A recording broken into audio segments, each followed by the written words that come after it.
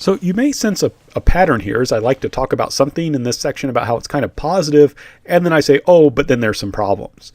So while nationalism could make you powerful, it could make you strong. For example, it's going to help make Britain strong. I gave examples of how it helped strengthen Germany, even though it will ultimately lose World War I. I talked about how it would give power to Korea. Having nationalism, when you have a group of people who see themselves as belonging to your nation, is good. It can make you powerful. But some people are threatened by nationalism. And one example of this would be the Austrian Empire, something we will be talking about, and something that no longer exists today, in part because of nationalism. So if you look at this map of Europe, you'll see that a big chunk of it is made up of a green country, and that was called the Austrian Empire. But even though it's called the Austrian Empire, it was made up of lots of different ethnic groups. Germans, Hungarians, Romanians, Czechs, Slovaks, Slovenes, Croatians, Serbians, Italians, and Ruthenians, just to name a few. And what's key about this is that each one of these theoretically could form its own nation state. For example, you could have a Hungary. You could have a Romania. Indeed, today you do have a Hungary and Romania. There is a Czech Republic today for Czechs. So theoretically, the Austrian Empire could fall apart thanks to nationalism, and eventually it will in part. In addition, for example, there are Italians who are part of the Austrian Empire. But you'll notice that there is if you look at Italy, there is a green part that is a part here of the Austrian Empire.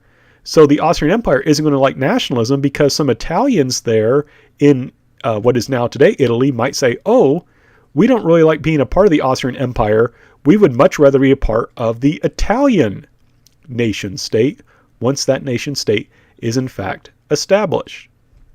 So I have to stress, nationalism works well for countries that are roughly have a rough kind of congruence between a nation and a state, like Britain, even though it's made of several, or France or Spain. But if you're a country like the Austrian Empire with lots of different ethnic groups, nationalism could easily lead to your country falling apart, as some countries either try and become, as some nationalities try and become independent, like the Hungary or Romania, and form their own nation states, or as some people try and break away so they can join a different nation state. And I should just highlight, this is why in the United States we have a different kind of nationalism, because we are a multi-ethnic country. We've had to develop our own kind of unique form of nationalism based around loyalty to things like the Constitution and the Bill of Rights and so forth, because we are a multi-ethnic state. But nationalism can be a threat to multi-ethnic states like the Austrian Empire. It's something we have to understand. And so nationalism will lead to the redrawing of European borders. It's kind of funny. We think of if you were to say which is older, the United States or Italy, or the United States or Germany, I think most people would say Italy is older than the United States or Germany is older than the United States. But in fact, speaking in terms of a unified nation state, the United States is actually older. Our native state, depending on how you define the year, was established by the late 18th century.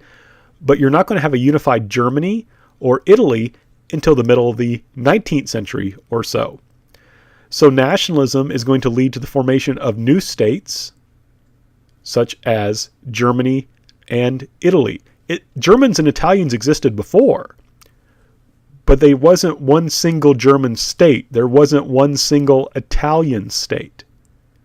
But thanks to nationalism, Germans and Italians will start saying, maybe we should have our own state. We should have our own government dominated by our nation. Right? So Germany should have its own German nation state, and Italy should have its own nation state. Because of the relative importance for this time period and into the 20th century of Germany, we're going to spend a little bit of time talking about how Germany is going to become its own independent nation state. Italy is still, of course, important. We'll talk more about them later. But for our purposes of World War I and World War II later on, we need to focus a bit more on Germany. Now, this is a little bit complex, and because of time constraints, unfortunately, I can't talk about it, even though it's a fascinating period of European history. But in 1848, there was a series of liberal revolutions that rocked Europe in the year 1848, which is also the same year that the Communist Manifesto came out. But there was a bunch of revolutions calling for liberalism, which we've talked about before. But also remember, liberalism and nationalism go together just fine. So many of the liberals also hoped that they could establish a unified Germany, right? So German liberals wanted to make their governments more liberal. They also wanted to unify the various German governments, and there were several governments which governed Germany, what would become Germany, I should say. And they wanted to get together, bring the representatives from these different German governments together so they could form one single German government, so they could have one single nation state. And this makes sense, what they're trying to do, right? They're liberals, they're nationalists. They hope that liberalism will allow them to unite their nation through a constitution. And this is what we call the Frankfurt Assembly.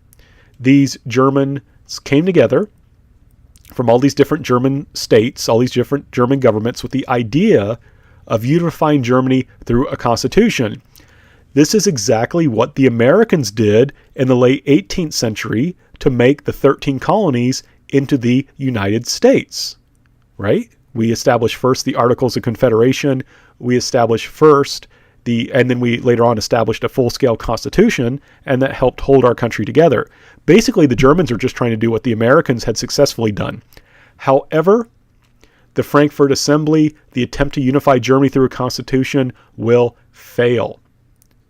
Right? It will fail. It will not unify the German states. There's too many divisions. There's too many differences of opinion.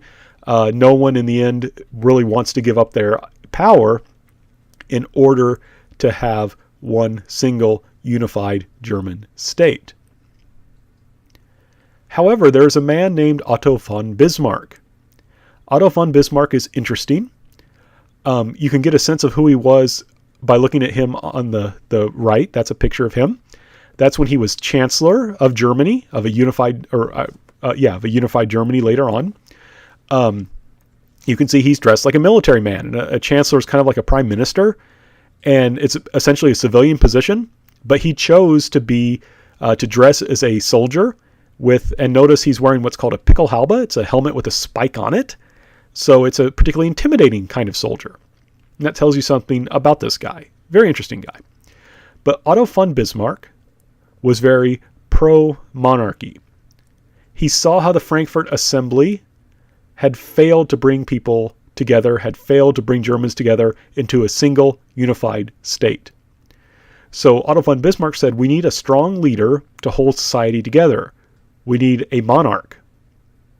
And in particular, he was from a place called Prussia. Prussia is not Russia, right? Prussia is a German state. It's one of the multiple German states in this time period. He says we need a strong leader to hold society together. We also need a strong leader to unite Germany, the German nation, into a powerful nation state. Talking doesn't work. Talking doesn't work. We need a single strong leader to unite the German nation into a powerful nation state through, to quote Otto von Bismarck, blood and iron, through war, right? Through war. Now, I just want to highlight something here, right?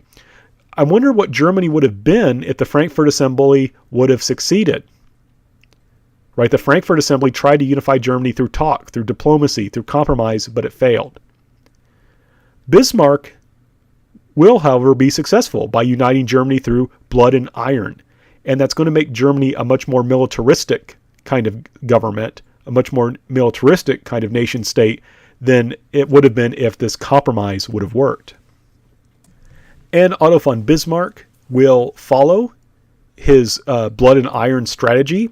He will provoke a war against the Austrian Empire, which was competing to be the leader of Germany, of German people. It's a little bit complex. Austrians also spoke German, and you could consider them German, even though they were Austrians. Like, this isn't maybe the best example to use, but Adolf Hitler was actually an Austrian, but considered himself a German. There was some kind of overlap there. But in any case, there was a competition between Prussia, where Otto von Bismarck was from, and Austria over who was going to be leader of the Germans. And Otto von Bismarck will provoke a war against Austria in 1866 and easily defeat Austria and gain control over more territory with German-speaking people. So what's happening then is Bismarck is successfully using this blood and iron strategy to gain more control over German-speaking people. And since they conquer them, they can kind of just say, okay, yep, we're part of this one German-speaking country. There was some areas, and this is the area in particular where my ancestors were from, Alsace-Lorraine, where there were ethnic Germans. And Otto von Bismarck would like control over those areas, over Alsace-Lorraine, that are controlled by France. So he will actually provoke a war with France. And what's interesting about this is he basically gets this war started by using newspapers to make it look like he manipulates a kind of incident to make it look to the French like the Germans had insulted the French, and make it look to the Germans like the French had insulted the Germans, and gets it publicized in newspapers to get people really angry so that they will support a war.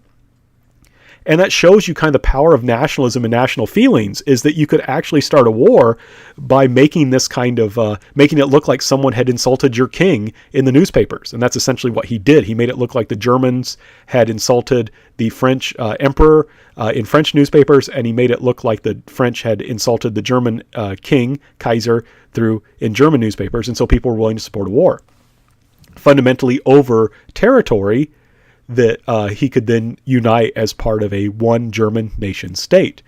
And what's interesting is that Germany very easily wins this war. In like 6 weeks, Germany seizes Paris. Right? In 6 weeks, Germany seizes the capital. Or I'm sorry, I shouldn't say Germany. Prussia seizes the capital. It's not Germany yet. Right? Prussia seizes the capital, Paris. One thing that's important about this is that Prussia, right, representing the growing German nation, wins this in part not simply because their soldiers are good, the French soldiers are also very good, but because they were able to move those soldiers around very quickly and mobilize them very quickly to fight the war once it had started through their carefully planned railroad schedules. Right? So the key thing here, it wasn't what you did on the battlefield so much that won the war. It was getting your soldiers to the battlefield quickly and in good order that helped the Prussians/Germans win this war. But this success allows for King William I to be declared Kaiser of the Second German Empire. You now have what can claim to be credibly a unified German nation. Right, so whereas before you had all these German people in different governments in different states, right? So they were a single nation divided into multiple states. But through the work of Otto von Bismarck, who was working for Prussia, he's able, in the name of King William I, to, through wars, through blood and iron, to unite Germans into one nation state. And he does this successfully, right? Not every single German, but enough that they're able to say, okay, we've done our job. We have established a German nation state. And this is very important, I think, because first of all, it leads to a unified Germany, a very powerful government. But also it shows how in Germany, military values will triumph over liberalism. Liberalism fundamentally failed to unify Germany, while military values allowed them to unify. And I think that will have a major impact on how Germans see the world, and of course on the fact and reality of World War I and World War II.